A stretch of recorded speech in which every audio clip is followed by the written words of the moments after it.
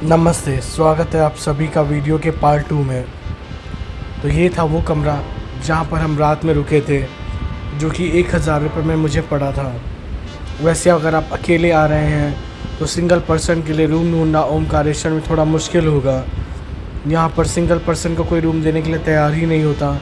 कहते हैं last time एक बंदा आया था, उसने आत्महत्या कर ली थी। उसके बाद से यहाँ कोई सिंगल रूम नहीं देता किसी को। बड़ी मुश्किल से मुझे एक रूम मिला। बाहर आने पर नज़ारा कुछ ऐसा दिखता है नदी का, जो कि काफ़ी ही अद्भुत और शानदार और शांति प्रिय है। रात में हमने दर्शन किए थे ओमकारेश्वर ज्योतिर्लिंग के, और आज हम जाएंगे ममलेश्वर ज्योतिर्लिंग। उसके लिए सबसे पहले हम जाएंगे ओमकारेश्वर ज्योतिर्लिंग के पास बने घाट पर, जहाँ से हमें नाव मिलेगी, वो मोटर बोट मिलेगी, जो हमें दूसरी तरफ लेके जाएगी। और इसी बहाने आप मोटर बोट का लुत्फ़ भी उठा सकेंगे। पर पर्सन नदी पार कराने का चार्ज 50 रुपीज़ लेते हैं बोट वाले। जिस घाट में मैं आया था यहाँ से बोट नहीं जा रही थी, तो उसने बताया सर आगे वाले घाट में जाइए, वहाँ से आपको नदी पार करा देंगी मोटर बोट। तो आखिरकार हम आ गए बोट पर। बोट पर बैठने का भी अपना अलग ही अनुभव है।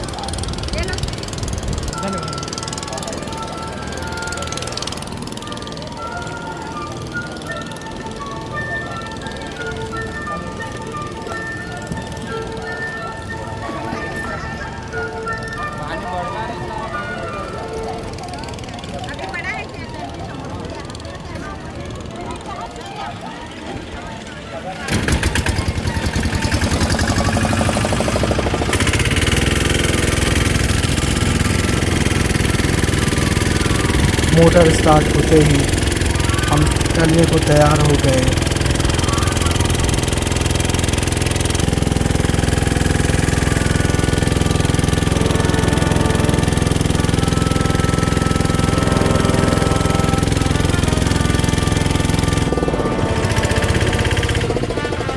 अगर आप ओमकारेश्वर ज्योतिर्लिंग आए तो एक बार बोटिंग का मज़ा आपको ज़रूर और ज़रूर लेना चाहिए।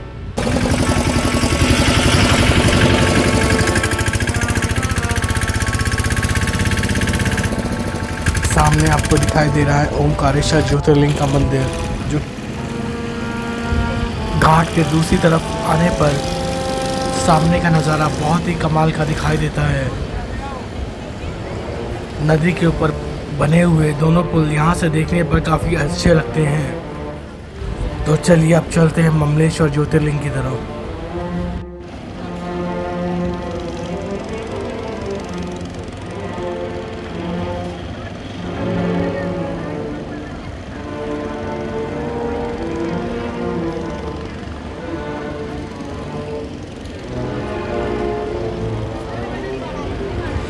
तो जब आप ममलेश्वर ज्योतिर्लिंग की तरफ जाएंगे तो आपको दोनों तरफ दुकानें मिलेंगी, जहाँ से आप प्रसाद खरीद सकते हैं, या फिर आप सोडा शिकंजी भी पी सकते हैं, या फिर आप समोसे या गन्ने का रस या नाश्ता भी अच्छा खासा कर सकते हैं।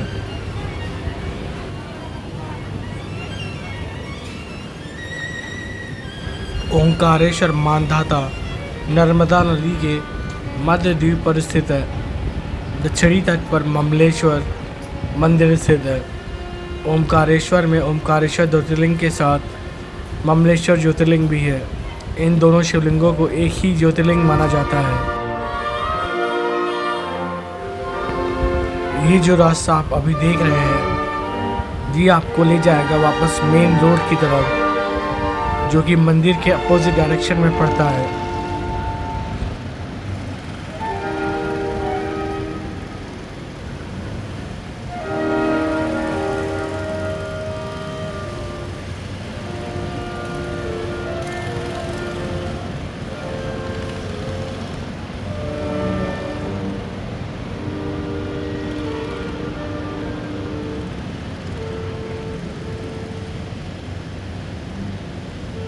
तो चलिए अब हम पहुंच रहे हैं ममलेश्वर ज्योतिर्लिंग की तरफ। हर हर महादेव। विंध्य पर्वत ने भगवान शिव की कठोर तपस्या की थी, जिससे वह सभी पर्वतों से श्रेष्ठ हो गए थे। कठोर तपस्या को देखकर देवताओं और ऋषियों ने भगवान शिव से विंध्य क्षेत्र में ही स्थिर रहने की प्रार्थना की। भगवान शिव ने प्रार्थना स्वीकार कर ली और फलस्वरूप लिंग रूप में यहीं पर स्थित हो गए।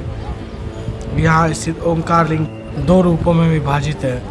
प्रणव के अंतर्गत विद्यमान सदाशिव को ओंकार के नाम से जाना जाता है। इसी प्रकार पार्थिव मूर्ति में प्रतिष्ठित ज्योति को परमेश्वर या अमलेश्वर ज्योतिर्लिंग कहा जाता है। अब इसे ममलेश्वर ज्योतिर्लिंग के नाम से जाना जाता है।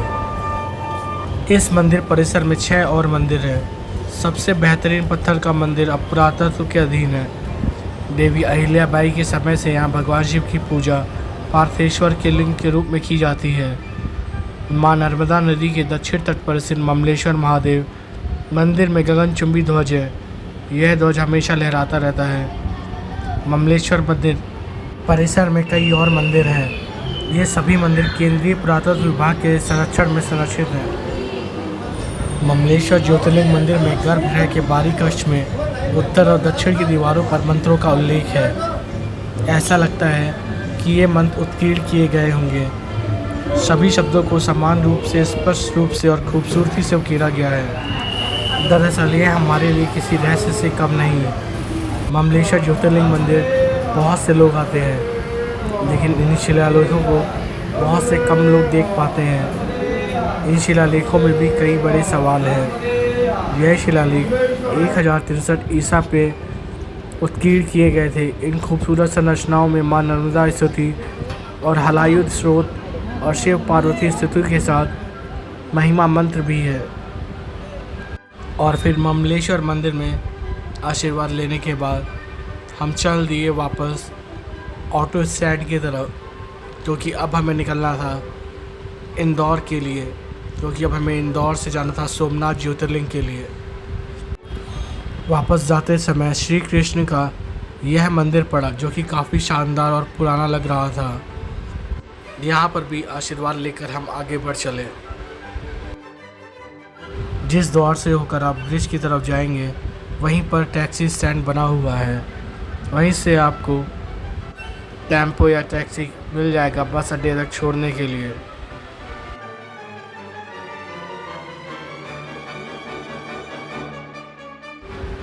ओंकारेश्वर आना बहुत ही कमाल का अनुभव था। लगा नहीं था जगह इतनी अच्छी होगी।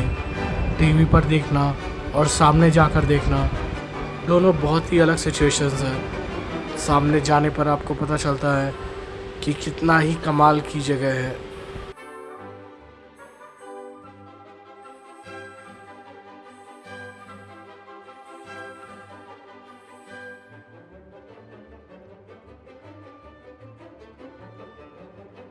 तो अब जा रहे हैं इंदौर के लिए, जहाँ से हमें मिलेगी वेरावल के लिए ट्रेन, जो कि सोमनाथ तक पहुंचने के लिए लास्ट स्टेशन है।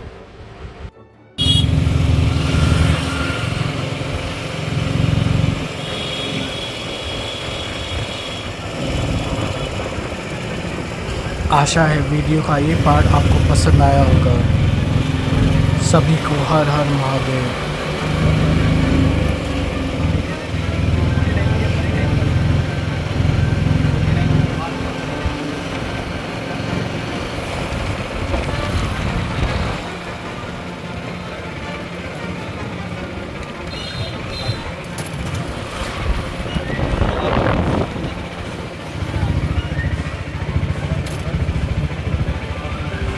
और हम पहुंच गए बस स्टेशन, जहां से हमें इंदौर के लिए लगी हुई बस मिल गई।